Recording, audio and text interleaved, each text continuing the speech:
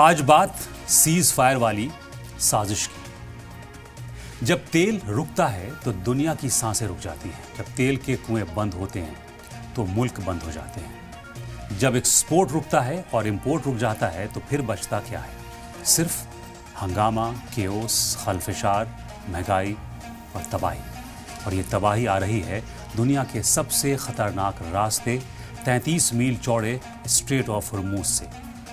रोजाना इस संकरे रास्ते से गुजरता है दुनिया का 20 से 30% तेल। सऊदी अरब, यूएई, कतर, कुवैत, इराक, सब का तेल और साथ ही ईरान का भी तेल।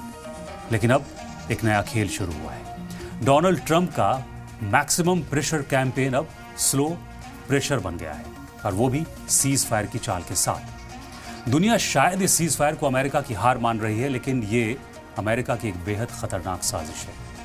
पहले ट्रंप का ये पोस्ट देखिए। इस पोस्ट में ट्रंप लिखते हैं, ईरान नहीं चाहता कि स्ट्रेट ऑफ हॉर्मूज बंद हो।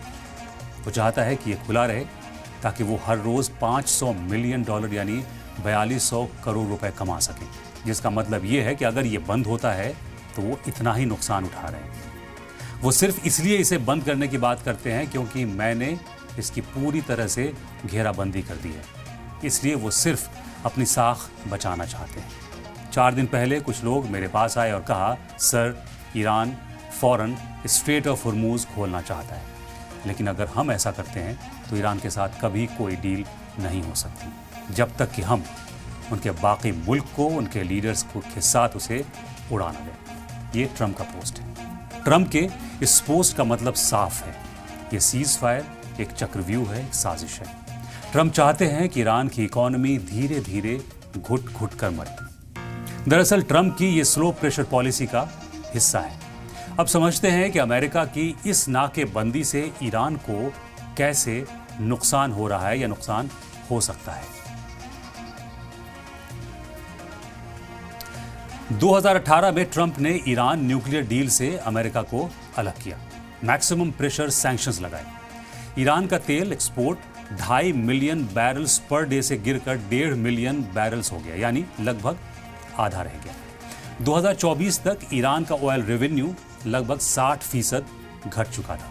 रियाल टूट चुका था। इन्फ्लेशन 40 से 50% तक पहुंच चुके थे। लेकिन ट्रंप के लिए ये काफी नहीं था। अब सीज फायर के बहाने अमेरिका ने हॉर्मूज स्ट्रेट पर अपनी नेवल प्रेजेंस बढ़ा दी है। फ्रीडम ऑफ नेविगेशन ऑपरेशंस के नाम पर और सैंक्शंस एनफोर्समेंट के नाम पर। हर टैंकर जो ईरान से आता है उसे रोका जाता है, जांच की जाती है और डिले किया जाता है।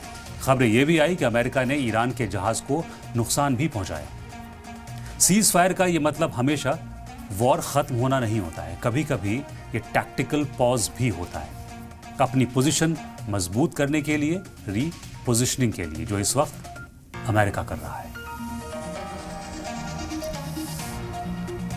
अब जरा समझिए, स्ट्रेट ऑफ हॉर्मूज दुनिया का सबसे अहम चोक पॉइंट है। 2 शिपिंग लेन्स, एक लेन सिर्फ 2-2 मील चौड़ा। रोजाना 30 से 40 अल्ट्रा लार्ज क्रूड कैरियर्स यहां से गुजरते हैं। हर टैंकर में 2 मिलियन बैरल तेल होता है। अगर यह रास्ता बंद हुआ तो दुनिया का ऑयल सप्लाई 20 से 30% कम हो जाएगा। प्राइसेस $100 से $200 पर बैरल तक पहुंच सकता है। ग्लोबल रिसेशन की शुरुआत भी हो सकती है। जब 2019 में ईरान ने ब्रिटिश टैंकर जब्त किया था, तब अमेरिका ने इल्जाम लगाया था कि ईरान हॉर्मूज को बंद करना चाहता है। लेकिन अब अमेरिका खुद हॉर्मूज को कंट्रोल कर रहा है पर्शियन गल्फ के जरिए। सैंक्शंस एनफोर्समेंट के नाम पर हर ईरानी टैंकर यूएस नेवी की निगरानी में हॉर्मूज पार कर रहा है। यूएई के फुजैरा पोर्ट पर अमेरिकी इंटेलिजेंस की मौजूदगी है और ओमान के कोस्ट पर भी रडार इंस्टॉलेशंस भी हैं। अमेरिका ने हॉर्मूज को एक ऐसे पिंजरे की शक्ल दे दी है जो अमेरिका की कैद में है, और ऐसे में ईरान का तेल बाहर नहीं निकल पा रहा।